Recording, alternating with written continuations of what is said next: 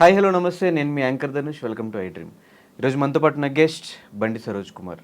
అంటే సినిమా అంటే డబ్బులు కాదు, ఇండస్ట్రీ అంటే బ్యాక్గ్రౌండ్ ఉండాల్సిన అవసరం లేదు, సినిమాకు ఉండే బౌండరీస్ అన్నిటిని పక్కన పెట్టేసి ఒక కామన్ మ్యాన్గా సినిమా మీద పిచ్చితో వచ్చి బ్యాక్ టు బ్యాక్ హిట్స్ కొట్టి ఒక్క థియేటర్ రిలీజ్ అవ్వకపోయినా పర్లేదు, నేను డిజిటల్లో కూడా రిలీజ్ చేసి మరి హిట్ కొడతాను ప్రూవ్ చేసుకుని అండ్ ఇప్పుడు పరాక్రమం అనే సినిమాతో మన ముందుకు వచ్చేస్తున్నారు. ఈసారి థియేటర్ రిలీజ్.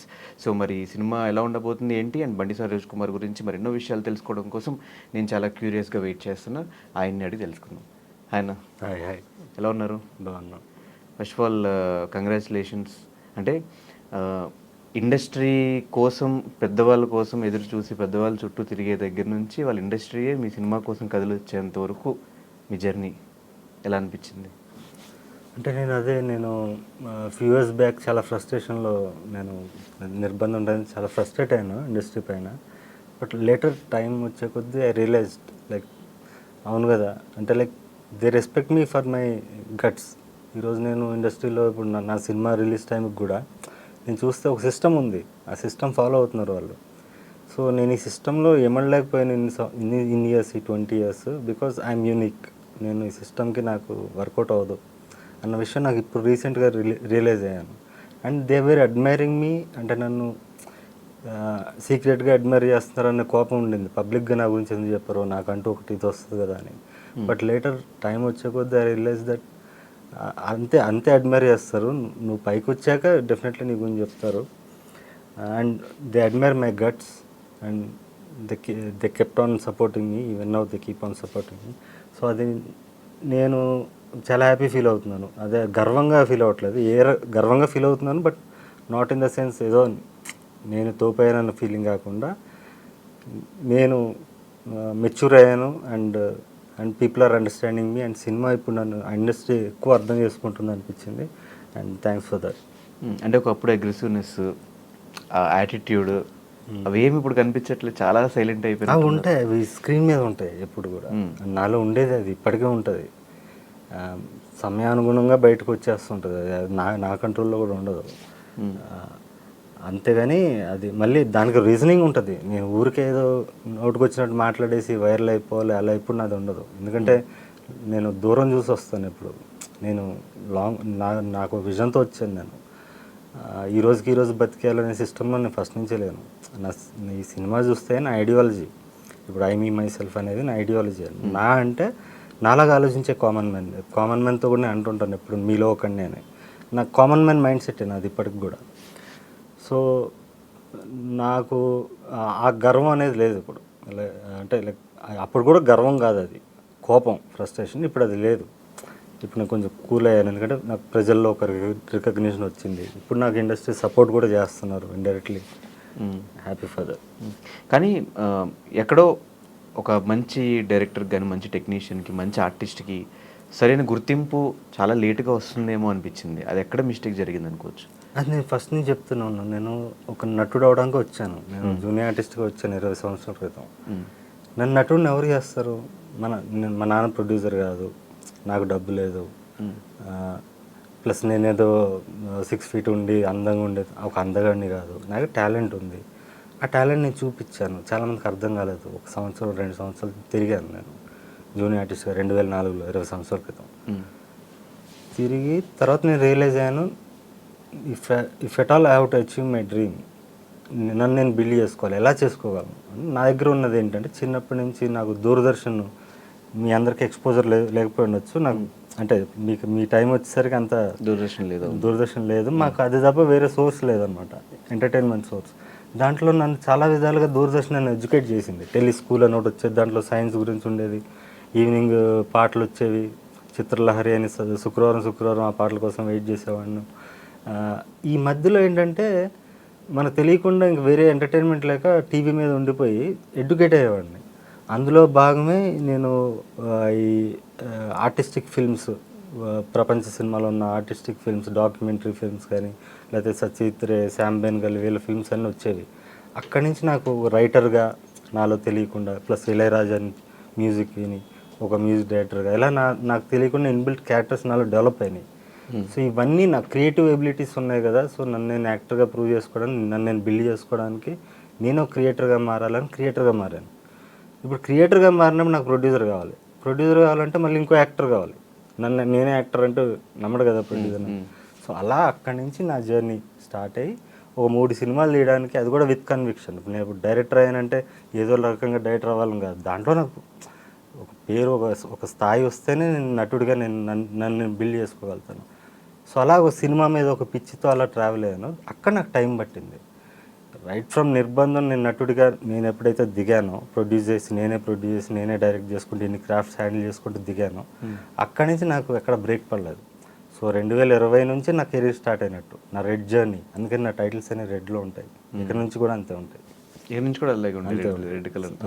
ఓకే, అంటే ఇండస్ట్రీలో నేను వినింది టాలెంట్ ఒకటే కాదు, డిసిప్లిన్ కూడా ఇంపార్టెంట్. మీ విషయంలో జరిగింది, ఈ అబ్బాయికి టాలెంట్ ఉంది కానీ ప్రాపర్ డిసిప్లిన్ లేదు, ఎక్కడ ఏం మాట్లాడాలో తెలియదు, ఏదైనా డైరెక్ట్గా చెప్తాడు. అలా చెప్పడం వల్లే అబ్బాయి ఇంకా స్ట్రగ్లింగ్ పీరియడ్లో ఉన్నాడు. ఇది నమ్ముతారా? అలే, డిసిప్లిన్ ఉంటే నేను ఇలాంటి సినిమాలు డిసిప్లిన్ అంటే వాళ్ళ సెన్స్లో రాంగ్. వాళ్ళు చెప్పే డిసిప్లిన్ మీకు ఎవరు చెప్పారు కానీ అది యారగెన్స్ అనాలి. వాళ్ళ పాయింట్ ఆఫ్ వ్యూ అది యారగెన్స్ అయి ఉండొచ్చు. Yes, I'm arrogant only in film making. Otherwise I'm completely different person. As a human being I'm a different person. అది ఎందుకంటే నేను అనుకున్న సినిమా నేను తీయలేనప్పుడు. ఇప్పుడు ఒక సిస్టమ్, నేను చెప్పాను అదే మీకు, సినిమా అంటే ఒక సిస్టమ్ అయిపోయింది. ఇప్పుడు కార్పొరేట్ వ్యవస్థలు వచ్చేసి ఇండివిజువల్ ఫిల్మ్ మేకర్స్ ఇప్పుడు లేరు, తగ్గిపోయారు. ఒక రామానాయుడు గారు లాంటి ఒక లెజెండ్, ఇప్పుడు అలాంటి లెజెండ్స్ లేరు. ఇప్పుడు సురేష్ బాబు గారు కూడా హ్యాండిల్ చేయలేక, విస్టాండ్ చేయలేక ఆయన కూడా నేను సినిమాలు వదిలేసాను మల్లీశ్వర్ తర్వాత అని ఓపెన్గా చెప్పారు ఆయన. సో అలా ఒక ఇండిపెండెంట్గా ఫిల్మ్ మేకర్స్ ఎవరైతే ఉండేవాళ్ళు, పెద్ద పెద్ద సంస్థలు స్థాపించిన వాళ్ళు, వాళ్ళకంటూ సిస్టమ్ ఉన్నా కూడా స్టిల్ వాళ్ళ కంట్రోల్ ఒకటి ఉండేది, ఒక సింగిల్ మ్యాన్ కంట్రోల్ ఉండేది. ఇప్పుడు అది లేదు. సో దీంట్లో మనం ఏమనలేము, దీంట్లో మనం చేయలేం. కాబట్టి నేను ఇలా స్వతహాగా చేసుకుంటున్నాను, సొంతంగా చేసుకుంటున్నాను. సో అది కొంతమందికి యారగెన్స్ అనిపించచ్చు. ప్లస్ నాకు ఏదన్నా కూడా నిజాయితీగా చెప్పాలనిపిస్తుంది. అదే చెప్తున్నాను, ప్రేక్షకుడి మైండ్ సెట్ నాది, ఇంకా common man mind set. So నీకు ఇతని యాక్టింగ్ నాకు ఎలా ఉంటుంది, బాగుంటుంది అంటే నాకు నచ్చలేదని చెప్తాను. అంటే నాకు అంత అనిపించలేదని చెప్తాను. నచ్చలేదు, ఇతను యాక్టర్గా అనర్హుడు అని ఎప్పుడు ఎవరి గురించి మాట్లాడలేదు. మీరు లేపినంత లేదు అన్నాను. అండ్ తర్వాత రిజల్ట్స్ కూడా అలాగే ఉన్నాయి. సో అలా నేను మాట్లాడేది అప్పటికప్పుడు మీరు కాంటెంపరీగా ఆ ప్రస్తుతానికి మీకు నచ్చకపోయినా కూడా ఫ్యూచర్లో అది జరుగుతుంది. ఎందుకంటే నేను ఒక లాంగ్ విజన్తో చెప్పాను. ఒక ప్రేక్షకుడిగా నేను సినిమా చూసి ఆ పిచ్చితో వచ్చాను కాబట్టి అలా విజన్ చెప్పాను. ఒక్కోసారి రాంగ్ కూడా అవ్వచ్చు. అప్పుడు నేను లేకపోతే అవతల వాళ్ళు ఇంప్రూవ్ అవ్వచ్చు. అప్పుడు నేను మళ్ళీ వాళ్ళని ప్రైజ్ చేయడం కూడా జరుగుతుంది. It depends. ఆ రోజు నేను అనుకున్నది నిజాయితీగా చెప్తాను. అది వాళ్ళు యారగెన్స్గా తీసుకుంటే మనం ఏం చేయాలి. డిసిప్లిన్ అంటే నేను చేసినంత హార్డ్ వర్క్ ఎవరు చేయాలి. ఇన్ని క్రాఫ్ట్స్ ఇప్పటికీ నాకు నిద్ర లేదు. నేను అద్దాలు పెట్టుకుని ఎందుకు వస్తానంటే, నేను అద్దాలు పెట్టుకుని ఎందుకు తిరుగుతానంటే నా టైర్డ్నెస్ కనపడకూడదు అవతల వాళ్ళకి. వీడేదో పోజులు కొడుతున్నాడు అనుకుంటారు చాలామంది. నేను ఇప్పుడు కూడా నాకు చాలా పనులు ఉన్నాయి. సెన్సార్ వచ్చింది మాకు, ఇంకా చాలా కట్స్ని వీటిని రీసబ్మిట్ చేయాలి. కొన్ని ఈ పనులన్నీ నడుస్తున్నాయి. లిరికల్ వీడియో సాంగ్స్ ఎడిట్ చేయాలి పక్కన. సో డిసిప్లిన్ అంటే నాకు వర్క్ విషయం అంటే నాకున్నంత అయితే ఎవరికి ఉండదు. బట్ యారగెన్స్ విషయం అది వాళ్ళ మిస్అండర్స్టాండింగ్, అండ్ మెల్లగా అండర్స్టాండ్ చేసుకుంటారు. కానీ అనిపించిందా ఒకవేళ యారగెన్స్ తగ్గించుకుని ఉంటే ఈ పాటికి నెక్స్ట్ లెవెల్ ఆఫ్ టాప్ డైరెక్టర్స్లో కానీ టాప్ యాక్టర్స్లో కానీ ఒక పొజిషన్ ఉండేదేమో అని అనిపించింది? అదే అంటున్నా నేను, యారగెన్స్ లేకుండా నేను వర్క్ చేస్తే ఎవరితో వర్క్ చేయాలి? నేనేం చేయాలి? డైరెక్ట్ చేయాలి. ఫర్ ఎగ్జాంపుల్ నేను డైరెక్ట్ చేస్తున్నా, నువ్వు ప్రొడ్యూసర్, నువ్వు వచ్చి నాకు చెప్తావు ఇది ఇలా మార్చు, అది అలా మార్చు, ఆ సినిమాలో ఎలా ఉంది అంటావు. నేను ఆ టైప్ ఆఫ్ ఫిల్మ్స్ చేయను. నా ఫిల్మ్ మేకింగ్ నీకు అర్థం కాదు కదా. సో అక్కడ టీం వర్క్ ఉండదు కదా. మరి అక్కడ నేను డైరెక్టర్గా నేను న్యాయం చేయలేను. నేను ఇలాంటి సినిమా రాదు నీకు. నేను తీసిన సినిమా అంత ఇంపాక్ట్ఫుల్గా దాంట్లో 10% కూడా రావు. నేను కాంప్రమైజ్ అయితే ఇంకెక్కడ కాంప్రమైజ్? నటుడిగా నన్ను గుర్తించలేదు ఎవడు కాంప్రమైజ్ అవ్వడానికి ఫస్ట్. సో నాకు ఎక్కడ నేనేం చేయాలి మరి చెప్పను. నేను చేస్తే నేను టాప్ డైరెక్టర్ అయ్యేవాడినా? అలా వచ్చి అందరి మాటలు విని ఏదో ఒక టీం వర్క్తో ఒక సినిమా చేస్తే నాకంటూ ఒక గుర్తింపు వచ్చేదా? ఈరోజు మాట్లాడుతున్నట్టు నేను కోరుకుంది ఇదే కదా. నేను నిద్రపోయే ముందు గర్వంగా నిద్రపోవాలి. ప్రతిరోజు నేను అనుకున్నది జరుగుతుంది, లేకపోతే నేను విజువలైజ్ చేసుకుని జరుగుతుంది. ఒక్కోసారి ఎదుగుతే పడుతుంది, దాని సొల్యూషన్ ఆలోచిస్తాను. ఇలా లైఫ్ నా ఛాలెంజింగ్ వెళ్తుంది.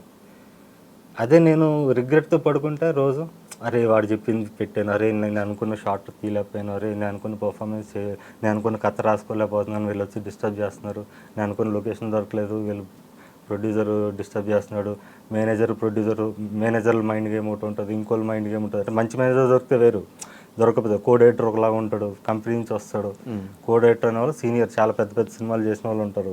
నేను చిరంజీవితో చేశాను, వాళ్ళతో చేశాను, కబుర్లు చెప్పుకోవడం ఉంటుంది వాళ్ళతో, వాళ్ళు డామినేట్ చేస్తారు. ఇలా రకరకాలు ఉంటాయి. ఇవన్నీ నేను చూశాను ముందే. నేను జూనియర్ ఆర్టిస్ట్గా ఉన్నప్పుడు ఇదంతా చూశాను. ఈ సిస్టంలో మనం వర్కౌట్ అవ్వదు, నేను అనుకున్న సినిమా తీయలేను. ఇప్పుడు రాజమౌళి లాంటి దర్శకుడు కూడా అన్లెస్ ఆర్జీవి తప్ప, ఆర్జీవి కూడా ఏంటో ఒక ఇగ్నోరెంట్గా నాకు యాక్షన్ కట్ తెలియదు అని వచ్చిన వ్యక్తి అరేంజ్ ఫిల్మ్ తీయగలిగాడు, అందరినీ కన్విన్స్ చేసి. అది అలాంటి కమ్యూనికేషన్ స్కిల్స్ ఉండాలి, ఆర్జీవి లాంటి కమ్యూనికేషన్ స్కిల్స్ ఉండాలి. అవి మేబీ నాలో లేకపోయి ఉండొచ్చు, బికాస్ నా ఇంటెన్షన్ డైరెక్షన్ కాదు. ఇప్పుడు RGV main intention was creating films, making films, directing films. నాది అది కాదు మెయిన్.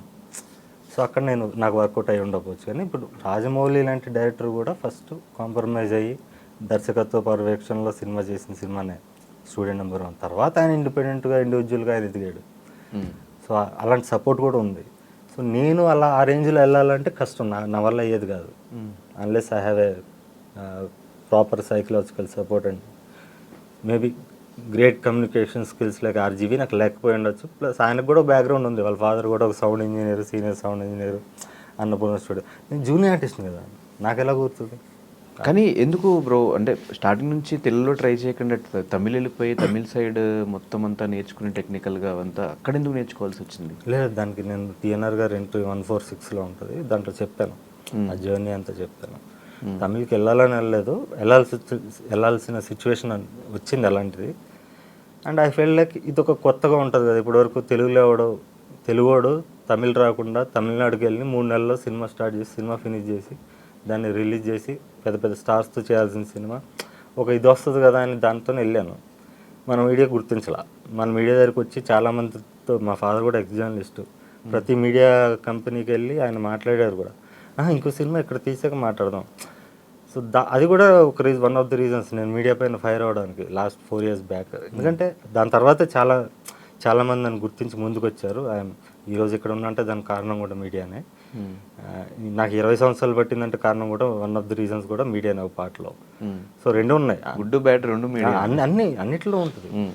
మంచి చెడు అనేది నీకు సినిమా రంగం కానీ, కళారంగం కానీ, పత్రికా రంగం కానీ, రాజకీయ రంగం కానీ, నువ్వు ఏ ఫీల్డ్, క్రీడా రంగం కానీ, ప్రతి చోట కూడా గుడ్ అండ్ బ్యాడ్ ఉంటాయి. దీన్ని జనరలైజ్ చేసి చెప్పలేం.